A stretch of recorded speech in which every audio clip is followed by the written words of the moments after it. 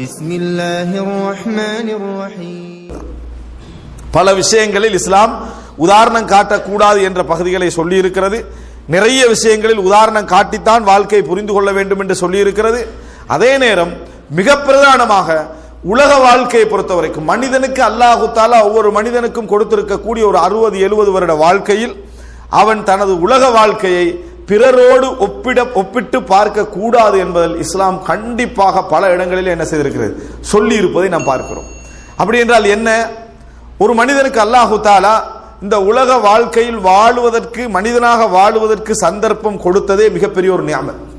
இந்த உலகத்திலே அவனது உடலில் மூச்செடுக்கக்கூடிய அமைப்பில் அவனை ஒரு மனிதனாக, ஒரு ஜீவராசியாக இந்த உலகத்திலே படைத்து ஒரு 60-70 வருடம் இந்த உலகத்திலே அவன் ஒரு சந்தோஷமாக வாழ்ந்து விட்டு போவதற்கு இறைவன் கொடுத்திருக்கக்கூடிய சந்தர்ப்பம் மிகப்பெரிய நியமத். அந்த நியமத் நிறைய மனிதர்களால் பயன்படுத்த முடியாமல் போவதற்குரிய மிக முக்கியமான காரணம் என்னன்னு பார்த்தீங்கன்னா, மனிதர்கிட்ட உள்ள இந்த இயல்பான குணம். என்ன இயல்பான குணம்? ஒப்பிடுகின்ற குணம்தான் நிறைய பேரால் சந்தோஷமாக இந்த உலகத்திலே வாழ முடியாமைக்கான மிகப்பெரிய காரணம். பொருளாதாரமின்மையோ அல்லது தனக்கு தேவையான அந்த ஆசைகளை அவனால் நிறைவேற்றிக் கொள்ள முடியாத என்ற தன்மைகளோ, இவைகளுடைய பின்னணியில் எது இருக்கிறது அப்படின்னு நீங்க பார்த்தீங்க என்று சொன்னால், இந்த ஒப்பிடுதல் என்கின்ற சிந்தனை தான் அதீத செல்வாக்கு செலுத்தி இருப்பதை நீங்கள் என்ன செய்யலாம், காணலாம். அவனால சந்தோஷமாக, மகிழ்ச்சியாக, நிம்மதியாக மனைவியோடோ பிள்ளைகளோடோ அல்லது அண்டை வீட்டானோடோ அல்லது தனது பொருளாதாரத்திலோ தனது தொழிலிலோ இருக்க முடியாத ஒரு நிலைமைக்கான காரணம் மனிதனுடைய இயல்பிலே மிகைத்திருக்கக்கூடிய அந்த ஒப்பிடுதல் தன்மை. அதனால தான் நான் ஒப்பிடுதல் என்பது மனிதர் இயல்பு என்பதை ஆரம்பமாக சொன்னேன். அது இந்த பகுதிக்கு மட்டும் வரக்கூடிய ஒரு குணம் அல்ல, மனிதனுடைய இயல்பிலே இருக்கிறது. அந்த இயல்பை இந்த விஷயத்தில் குறைக்காது விட்டால் அவனால் இந்த உலகத்திலே நிம்மதியாக வாழ முடியாது. நீங்க எல்லாரும் எடுத்து பாருங்க, ஏதோ ஒரு சில நம்ம உதாரணங்கள் கூட நம்மளை புரிந்து கொள்வதற்காக சொல்கிறேன். நாம் எங்கேயாவது ஒரு இடத்துல எல்லோரும் ஒரு விஷயத்துக்காக, ஒரு தொழிலுக்காக, ஏதோ ஒரு அம்சத்துக்காக ஒன்றை செய்ய வேண்டும் என்று அவன் நினைக்கிற நேரத்தில் முதலாவது எல்லாரும் நினைக்கக்கூடிய விஷயம் என்ன தெரியுமா? இது இருந்தா எனக்கு செஞ்சிருக்கலாம், இது இருந்தா நான் முன்னேறி இருக்கலாம், இது இருந்தால் நான் ஒரு என்ன செய்யலாம், ஒரு கேபிட்டல் போட்டிருக்கலாம், இது இருந்தா. அப்படி என்று சொன்னால் 90% எப்படி சிந்திக்கிறாங்கன்னு சொன்னா, அது இல்லை அதனால தான் நான் முன்னேறல, அது இல்லை அதனால தான் நான் முன்னேறவில்லை. அதாவது தன்னிடத்தில் எந்த திறமையும் இல்லை, தன்னிடத்தில் எதுவுமே என்ன இல்லை, இறைவன் தராமல் வைத்திருக்கக்கூடிய ஒன்றில் தான் நம்பிக்கை வச்சுக்கிறான். இறைவன் அவருக்கு கொடுக்கலையே, அதுல தான் 190% நம்பிக்கை வைத்திருக்கிறார்கள். இறைவன் தராத ஒரு பகுதி, அதாவது தன்னிடத்தில் இல்லாத ஒன்று, இது கிடைச்சிருந்தா நான் என்ன செஞ்சிருக்கலாம், முன்னேறி இருக்கலாம், இது இருந்தால் நம்ம போயிருக்கலாம், இது இருந்தால் ஒரு பிசினஸ் ஆரம்பிச்சிருக்கலாம், இது இருந்தால் நான் அப்படி செய்திருக்கலாம் என்பதில் தான் நிறைய பேர் நம்பிக்கை வைத்திருக்கிறார்களே தவிர, எது இருக்குதோ அதுல அவர்களுக்கு நம்பிக்கை இல்லை. எது இருக்குதோ இதுல இருந்து நான் என்ன செய்யலாம், போகலாம் என்கின்ற நம்பிக்கை அப்படி இருக்கிறதாகவே அவங்க நினைக்கல. அப்படி ஒன்று இருப்பதாகவே அல்லாஹு தஆலா அவர்களுக்கு அருள் செய்திருப்பதாகவே அவர்கள் என்ன செய்யவில்லை, நினைக்கவில்லை என்றால் அதற்கு காரணம் என்ன தெரியுமா? அவர்கள் தொழில் செய்ய நினைப்பதும், அவங்க முன்னேற நினைப்பதும், அவர்கள் படிக்க நினைப்பதும் இன்னொருத்தனை ஒப்பிட்டு தான். அதனாலதான் அவர் இல்லைன்னு நினைக்கிறாரு. இன்னொருவனுக்கு இருப்பது தன்னிடத்தில் என்ன இல்லைன்னு நினைக்கக்கூடிய அந்த மனோபாவம் வருவதுதான் தன்னிடத்தில் இல்லை என்ற இறுதி முடிவுக்கு என்ன செய்யறாரு, வருகிறார். ஒருவனை பார்த்து, ஒருவனை நினைத்து, ஒருவனை சிந்தித்து, ஒருவனை மனதில் வச்சு இந்த மாதிரியான நிலையில் எதையும் நினைக்கிற நேரத்தில் தன்னிடத்தில் எதுவும் இல்லை என்ற ஒரு மனோபாவத்துக்கு என்ன செய்கிறார், வருகிறார். அதனால நான் அதை செய்யவில்லை என்ற முடிவுக்கு என்ன செய்யறாரு, வருவதை நம்ம பார்க்கிறோம். அன்புள்ள சகோதரர்களே, அல்லாஹு தஆலா இந்த உலகத்தில் எல்லா மனிதர்களையும் நீதியாக படைத்திருக்கிறான்னு நம்ம நம்புகிறோம். எல்லோருக்கும் அல்லாஹு தஆலா அவரவர்களுக்கு தேவையானவற்றை கொடுத்து என்ன செய்திருக்கிறார், படைத்திருக்கிறான்னு நம்புகிறோம்.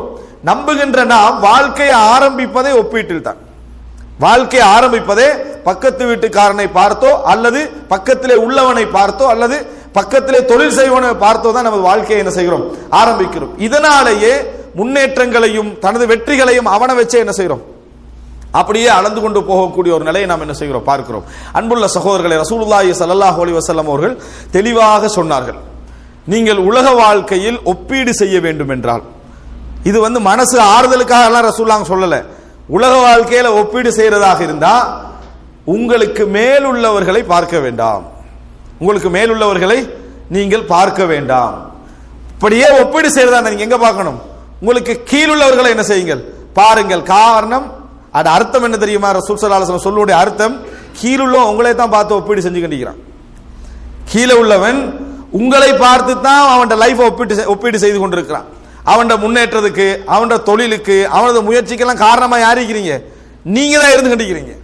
அவன் முன்னேறுவதற்கும், அவன் ஒப்பிடுவதற்கும், அவன் படிப்பதற்கும் ஏதாவது ஒன்று செய்யறதும் உங்களே வச்சுதான். பாரு எப்படி இருக்கிறான் அப்படின்னு உங்களே வச்சுதான் அவன் முன்னேறிக்கிட்டு இருக்கிறான். எனவே நீங்க பார்ப்பதாக இருந்தால் கீழுள்ளவரை பாருங்கள் சொல்லிவிட்டு ரசூலுல்லாஹ் இன்னொன்று சொன்னாங்க. அதுல காரணம் தாலிக, அதாவது அதுதான் தாலிக அதுனா தாலிக அஜ்தர் அல்லா தஸ்தரு நிஅமத்தல்லாஹ். அல்லாஹ் உங்களுக்கு தந்திருக்கக்கூடிய நிஅமத்துக்களை நீங்கள் குறைத்து பார்க்காமல் இருப்பதற்கு அதுதான் பொருத்தமானது. ரசூலுல்லாஹி ஸல்லல்லாஹு அலைஹி வஸல்லம் தாலிக அஜ்தர் அல்லா தஸ்தரு நிஅமத்தல்லாஹ். அல்லாஹ் உங்களுக்கு தந்திருக்கக்கூடிய நிஅமத்துக்களை குறைத்து பார்க்காமல் இருப்பதற்கு இதுதான் வழி அப்படின்னு ரசூலுல்லாஹி ஸல்லல்லாஹு அலைஹி வஸல்லம் சொன்னார்கள். அப்படின்னு அர்த்தம் என்ன? உங்களுக்கு அல்லாஹ் நியாமத் தந்திருக்கிறான், அருள் செய்திருக்கிறான், நிறைய அல்லாஹ் தஆலா தந்திருக்கிறான். அதை குறைத்து பார்க்காமல் இருக்கு. அது இருக்கிறது என்று தெரிஞ்சுக்கலாம்னா எங்க பார்க்கணும்? கீழே பாருங்கள். அப்பதான் உங்களுக்கு என்ன விளங்கும்? அவனை பார்த்து ஒப்பிட்டு என்னட்ட என்னென்னதெல்லாம் இருக்குது அப்படின்னு என்ன செய்யும் புரிந்து கொள்ள முடியும் என்று சொல்லி ரசூலுல்லாஹி ஸல்லல்லாஹு அலைஹி வஸல்லம் அவர்கள் சொல்கிறார்கள். இது ஒரு ஆறுதலுக்கு அல்ல, உண்மை நிலையை புரிந்து கொள்வதற்கு ரசூலுல்லாஹி ஸல்லல்லாஹு அலைஹி வஸல்லம் சொல்லி தந்த விஷயம். ஆனா அதிகமான மக்கள் எங்க பார்க்கறாங்க? மேலே உள்ளவர்களைத்தான் பார்ப்பார்கள் என்பது அந்த ஹதீஸிலிருந்து என்ன செய்யுது விளங்குது. அதனால ரசூலுல்லாஹ் அதை தடை செய்றாங்க. அங்கே பார்க்க வேண்டாம், நீங்க பார்க்கணுங்க, கீழே பாருங்க என்று ரசூலுல்லாஹி ஸல்லல்லாஹு அலைஹி வஸல்லம் அவர்கள் சொல்லி தருகிறார்கள். எனவே அன்புள்ள சகோதரர்களே, எங்களது வாழ்க்கையிலே அல்லாஹ் எங்களுக்கு தந்த ஒரு நிஅமத்தை இல்லை என்று நினைப்பதற்கான பிரதானமான காரணமே நாங்கள் பிறருடைய வாழ்க்கையோடு எங்களுடைய வாழ்க்கையை என்ன செய்வது ஒப்பிடுவதுதான் பிரதானமான காரணம். அதனால்தான் எங்களிடத்தில் எதுவுமே இல்லை என்று நினைக்கக்கூடிய நிலைமைக்கு வருகிறோம். எங்களிடத்திலே எதுவுமே இல்லை என்று நினைக்கக்கூடிய ஒரு நிலைமைக்கு நாங்கள் வருவதற்கான காரணம் அதுதான். சில பொழுதுகளில் எங்களுடைய பேச்சுக்களிலும் எங்களுக்கு முன்னாலே இருந்து யார் விசாரிக்கிறார் அவருக்கு ஏற்ற பதில் இருக்கும். ஒரு நல்ல தொழிலில் வெற்றி அடைஞ்ச ஒருவர் தொழில் அன்றாடம் தோல்வி அடைஞ்சிட்டு ஒருவரோடு பேசினார்னு வைங்களேன், எப்படி இருக்கிறீங்கன்னு கேட்டா அவருடைய பதில் எதை வச்சு வரும்னா அவருடைய தொழிலை வச்சுதான் அவருடைய பதில் வரும். நீங்க நல்லா முன்னேறிட்டீங்க, நாங்க எப்படி இருக்கிறோம்னு உங்களுக்கு பார்த்தாலே விளங்குது தானே. பதிலே எப்படி வரும் என்று சொன்னால் அவருடைய லைஃபை அப்படியே கம்பேர் பண்ணி இவருடைய லைஃபுடைய ரிசல்ட் என்ன செய்வார் அவருக்கு சொல்லுவார். தனது வாழ்க்கையை ஒரு தனித்துவமான வாழ்க்கையாக என்ன செய்ய மாட்டார், பார்க்க மாட்டார். அதாவது எனக்குரிய தோல்வி, எனக்குரிய வெற்றி, எனக்குரிய முன்னேற்றம், எனக்குரிய பின்னடைவு எல்லாம் எனக்கு இறைவன் வைத்த இயல்பான நிலை. அது என்னை எங்கே கொண்டு போகுமோ அதே நிலைக்கு அவனை கொண்டு போகாது. அவன லைஃப் எங்க கொண்டு போய் கொண்டிருக்கிறதோ அதே நிலைக்கு என்னையும் கொண்டு போகாது. அவன் எடுத்த முயற்சிகளை நான் எடுத்திருந்தால் தோல்வி அடைய வாய்ப்பு இருக்குது. அவன் எடுக்காத முயற்சிகளை நான் எடுத்திருந்து சில பொழுது என்ன வெற்றி அடைய வாய்ப்பு இருக்குது. அவன் தோல்வி அடைந்த இடங்களில் நான் வெற்றி அடைய வாய்ப்பு இருக்கிறது. அல்லாஹ் தஆலா அப்படித்தான் எல்லா மனிதர்களையும் படைத்திருக்கிறான். இது வெறுமனே உளவியலுக்கு ஆறுதல் சொல்லக்கூடிய வார்த்தைகளோ அல்லது என்ன ஒரு அதாவது கவுன்சிலிங் என்று சொல்ற பேர்ல மக்களுக்கு சொல்லக்கூடிய வார்த்தைகளோ அல்ல. குர்ஆனும் சுன்னாவும் சொல்லக்கூடிய வார்த்தைகள். அல்லாஹ்வுடைய நிஅமத்துக்களை நீங்கள் குறைத்து பார்க்காமல் இருக்க வேண்டும் என்றால் அதுக்கு என்ன வழி? உங்களுக்கு கீழுள்ளவர்களை நீங்கள் பாருங்கள் என்று ரசூலுல்லாஹி ஸல்லல்லாஹு அலைஹி வஸல்லம் அவர்கள் சொல்லி இருக்கக்கூடிய ஒரு நிலையை நாம் என்ன செய்கிறோம் பார்க்கிறோம். அன்புள்ள சகோதரர்களே, வாழ்க்கை எந்த ஒரு இடத்திலும் நாங்கள் ஒப்பிட்டு ஆரம்பிக்க கூடாது. எங்களது வாழ்க்கை அல்லாஹ் தஆலா எங்களுக்கு தந்த நிஅமத்திலிருந்து ஆரம்பிக்க வேண்டும். எங்களது வாழ்க்கை அல்லாஹ் தஆலா எந்த நிஅமத்தை எங்களுக்கு தந்திருக்கிறானோ, எந்த நிஅமத்தை அல்லாஹ் தஆலா எங்களுக்கு அதாவது கொடுத்திருக்கிறானோ அந்த இடத்திலிருந்து வாழ்க்கையை ஆரம்பிக்க வேண்டுமே தவிர என்றைக்கும் ஒப்பிடக்கூடாது. அவனுக்குரிய வாழ்க்கை சில பொழுதுகளில் சோதனையாக கூட இருக்கலாம். அல்லாஹ் தஆலா குர்ஆனிலே சொல்லி காட்டுகிறான். இந்த ஒப்பிட்டு சிந்தனையை பற்றி அல்லாஹ் தஆலா காரூனை வைத்து சொல்லி காட்டுகிறான். காரூனுடைய வரலாறு நம்ம படித்திருக்கிறோம். ஆனால் காரூனுடைய வரலாற்றில் ஒப்பிட்ட மக்கள் என்ன சொன்னார்கள் அல்லாஹ் ஒரு வார்த்தை சொல்கிறான். காரூனுடைய நியமத்தை பார்த்து விட்டு அதாவது சாவிகளை எல்லாம் வாகனங்கள் சுமந்து போகின்ற அளவுக்கு அவனுடைய செல்வங்களை பூட்டி வைத்திருக்கக்கூடிய சாவிகளுடைய நிலை, கீசுடைய நிலை இருந்ததை பார்த்து அந்த மக்கள் என்ன சொன்னாங்க தெரியுமா? அதாவது யா லைத்தலனா மிஸ்லமா ஊத்திய காரூன், காரூனுக்கு கிடைத்ததை போல எங்களுக்கு இருக்க கூடாதா? காரூனுக்கு இருக்குதே அது போல எங்களுக்கு இருக்க கூடாதா அப்படின்னு அந்த மக்கள் என்ன சொன்னார்கள். அப்படின்னா என்ன கம்பேர் பண்றது? காரூன் என்ன கஷ்டப்பட்டிருப்பான்றது வேறு விஷயம். ஆனா கம்பேர் பண்ணவங்களை எப்படி செய்யறது? என்ன அவனுக்கு இருக்கிற மாதிரி எங்களுக்கு இருக்க கூடாதா கம்பேர் பண்ணிக்கிறது. இப்படி அந்த மக்கள் சொன்னார்கள். அல்லாஹ் தஆலா சொல்றான் அவர்களுக்கு இருந்தது போல எங்களுக்கு இருக்க கூடாது. நம்ம அல்லாஹ்ட்ட கேட்கக்குள்ள எப்படி நம்ம அல்லாஹ்ட்ட கேட்கணும்? யா அல்லாஹ் எனக்கு பொருளாதாரத்தை தான், எனக்கு வசதியை தான் அப்படி கேட்கணும். கேட்கிற நேரத்தில் கூட எங்களுக்கு கண் முன்னால யார் வாரா? எவனெல்லாம் வந்து நீ கம்பேர் பண்ணிக்கிற அவனுக்கு கிடைச்ச மாதிரி எனக்கு கிடைக்கணும், உங்களுக்கு செல்வம் தந்த மாதிரி எனக்கும் தர அல்லாஹ்ட்ட துவா கேளுங்கன்றது. அவருக்கு கொடுத்த மாதிரி உனக்கு தரணும், ஏன் நீ துவா கேட்கிறாய்?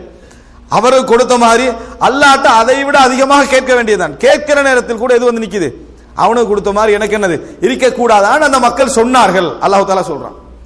அதுக்கு பின்னால் அவன் அடிச்ச பெருமையின் காரணமாக, தம்பட்டத்தின் காரணமாக, தற்பெருமையின் காரணமாக அல்லாஹ் தஆலா அவனை என்ன செஞ்சான்? அழிச்சான். அப்ப அவ்வளவு செல்வத்தோடு இருந்தவனுக்கும் செருக்கின் காரணமாக என்ன செஞ்சான்? அழிஞ்சு போனான். அல்லாஹ் தஆலா சொல்றான், அதை பார்த்து விட்டு அடுத்த நாள் இந்த மக்கள் என்ன சொன்னாங்க தெரியுமா? அல்லாஹ் தஆலா எங்களை எல்லாம் என்ன செஞ்சிட்டான்? காப்பாத்திட்டான் இந்த விஷயத்திலிருந்து. அதுல முடிவு என்ன? அவன் அழிந்து போனதை பார்த்து விட்டு அல்லாஹ் தஆலா எங்களை என்ன செஞ்சிட்டான்? காப்பாத்தி விட்டான் என்று சொல்லி அவர்கள் சொன்னார்கள். அல்லாஹ் தஆலா சொல்லி காட்டுகிறான். அப்படினால் எப்பையும் எந்த ஒரு விஷயத்திலையும் சொந்த முடிவில் இயங்காமல் மற்றவருடைய முன்னேற்றத்தை கண்டால் நானும் முன்னேறன்னு நினைக்கிறது. அவன் உளுந்தா நல்ல காலம் அல்லாஹ் என்னை காப்பாத்திட்டான்றது. அவன் உளுந்துட்டானா என்ன நல்ல காலம் அல்லாஹ் என்னது என்னை இப்படியே வாழக்கூடிய நிலைமை நம்ம என்றைக்கு என்ன செய்யக்கூடாது, இருக்கக்கூடாது. ரசூலுல்லாஹி ஸல்லல்லாஹு அலைஹி வஸல்லம் சொன்னார்கள், அஹ்லுன் நாரி ஹம்ஸா, நரகவாதிகள் 5 குழுவினர்.